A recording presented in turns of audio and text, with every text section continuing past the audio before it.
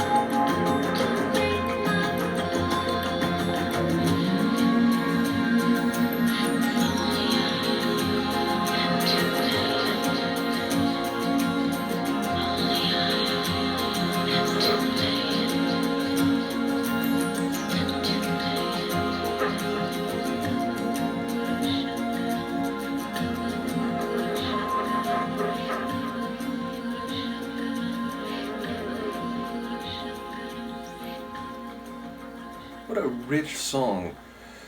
So sonically, it's interesting because, it's certainly not like her 80s stuff. It's not like the early 90s R&B infused stuff. It's not even necessarily like a lot of other tracks on this album, which had this electronica meets dark and a bit alternative type of sound and some, dance stylings as well. So yeah, it in one way it seems almost anomalous even in the context of this album, but I love the way it comes together. I love this shuffling rhythm to it. I enjoy the soundscape, and I enjoy the vocal performance from Madonna. Not only, those long extensions in the back half that really stood out, but just that melodic, like phonetic singing where it's, she's not actually like singing lyrics. She's sort of almost like in a free-form jazz type of non-lyrical but melodic singing idiom. I really did enjoy that. And then the overall feeling of the tune, it wasn't like heavily melancholic, but it kind of had this like, this longing to it, like it couldn't get what it wants, and I feel like that seemingly relates to the lyrics.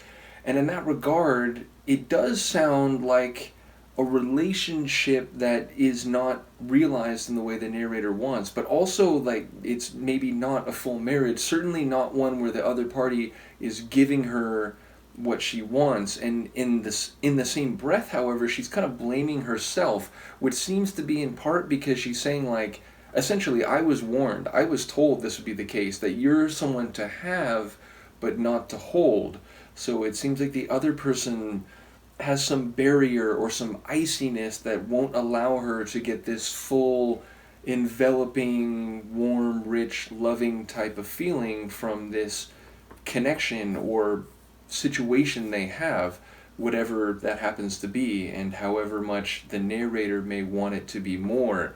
So yeah, again, it sounds like an imperfect relationship, but maybe more a relationship in the mind of the narrator than in the person being addressed.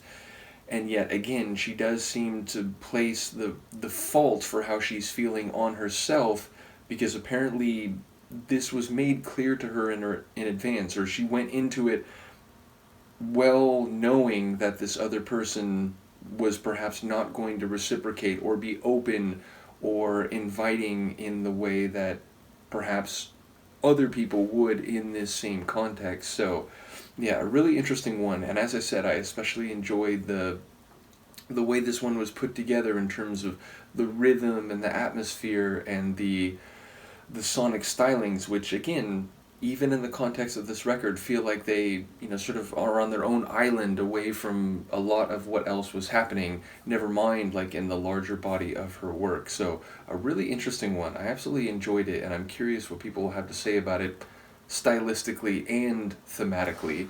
Do let me know. And as I said, I think we are right near the end of this album. Yeah, we've got Little Star, which is interesting, and then is it Mare Girl? Not quite sure what to make of that phrase, but nevertheless, yeah, 2 more tracks on here. And then once again, not only thank you to Mark for providing the Madonna albums, and also others who've been commenting along the way, and Izzy comes to mind immediately, but Yvonne, as you may remember, sent me the CD single, which has multiple different versions of the title track on it. So I'm looking forward to going through at least a couple of those once we finish the album proper. So let me know what you think here, and I'll see you next time. Peace.